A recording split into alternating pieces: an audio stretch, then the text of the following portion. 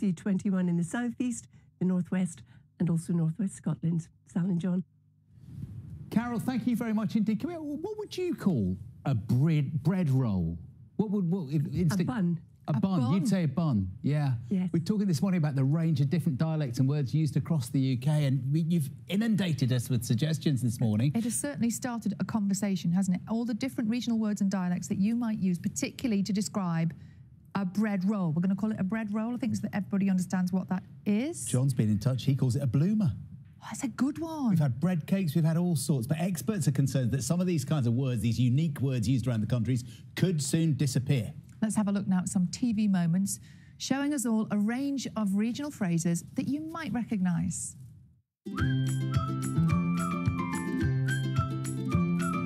Hey, lasses, where's they going then? All right, Stace, what's occurring?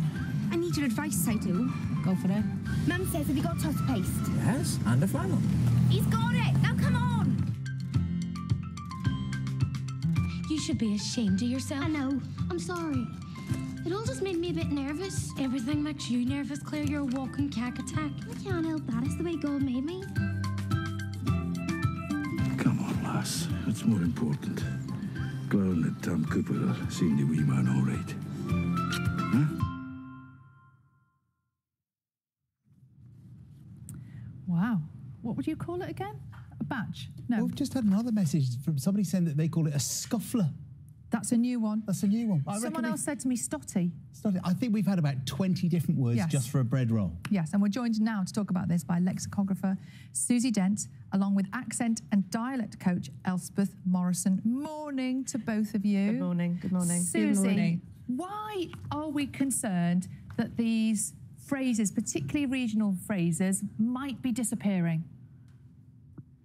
Well, Sally, I'm a little bit more optimistic, I have to say, than a lot of the reports that have been coming out, because when we talk about accent, when we talk about dialect, we very often think exclusively about accent, but of course we're talking about vocabulary today. And when I ask people for the language of their parents and their grandparents, it all comes flooding back, and you've got some of these coming in now. And in many cases, we are still using them, but we are so adept at code switching. You know, when we are with people who aren't from our area, for example, we tend not to use them. But the moment we go home, they're like a cozy, baggy, slightly old, but favourite jumper that we put on, and it gives instant comfort. So I think actually, when I ask people, you know, what do you call being hungry? What do you call a woodlouse, which weirdly attracts lots of different regional words? They do instantly remember them, and in many cases they are using them. So I am hopeful that we will be hanging on. Obviously, there are some vocabularies that are dying away, you know, the language of collieries, of dockers quite often, and those are to be missed. But the basic words of our childhood, I think we're holding on to them. So you just say woodlouse. What kind of words are used around the country for woodlouse? Oh, my goodness. Okay, so you've got cheese logs, you've got chuggy pigs, monkey peas, Johnny Grumps, roly-polies, granny sows. Pigs weirdly come into it quite a lot.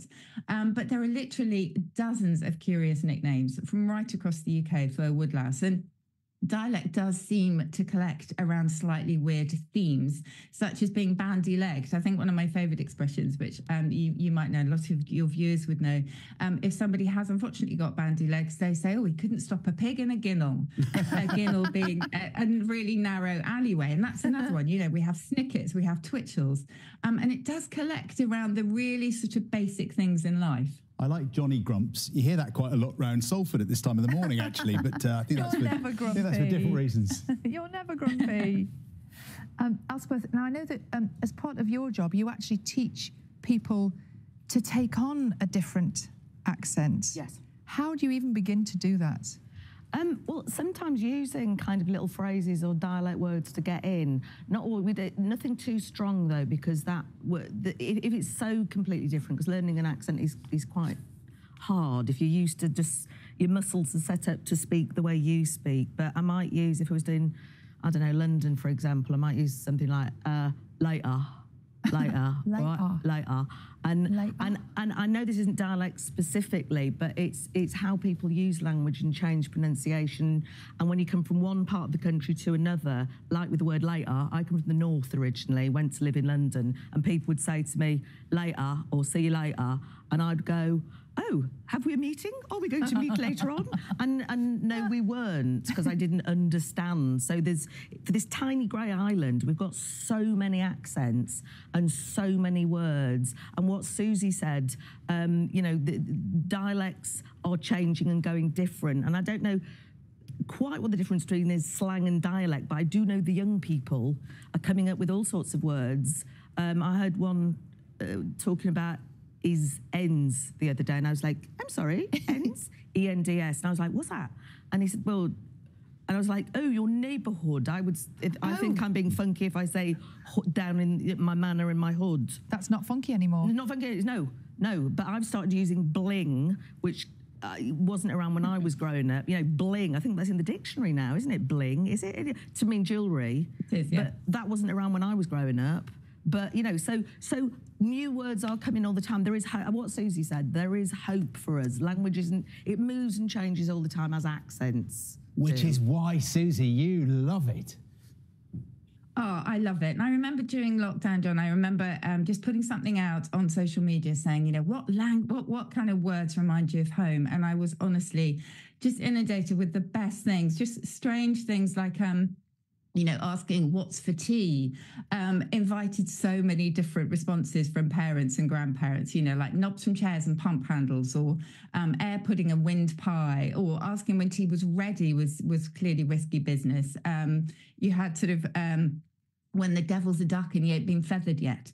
And all of these, I think, as I say, gave that sort of instant comfort. And that, I think it's a really interesting point, actually, is what's slang and what's dialect. And very often there isn't a distinction between local slang and local dialect. You know, they all belong to a particular community.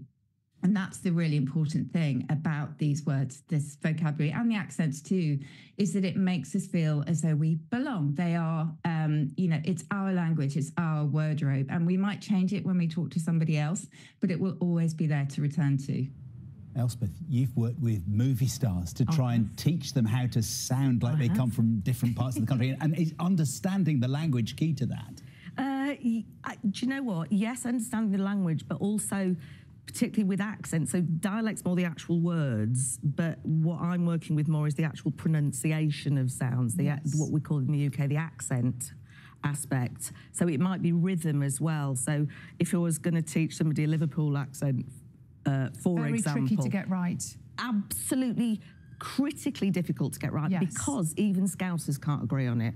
I spend time listening to them in pubs arguing about it, and basically there's, you know, Welsh, Lancashire and Northern Ireland and Dublin influences there. So there's all sorts of different versions, but I might start with Liverpool. I know. I'm quite good, me.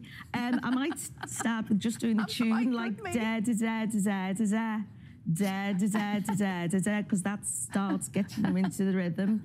Not that you do it the same way all the time, you know what I'm saying? So, that is superb.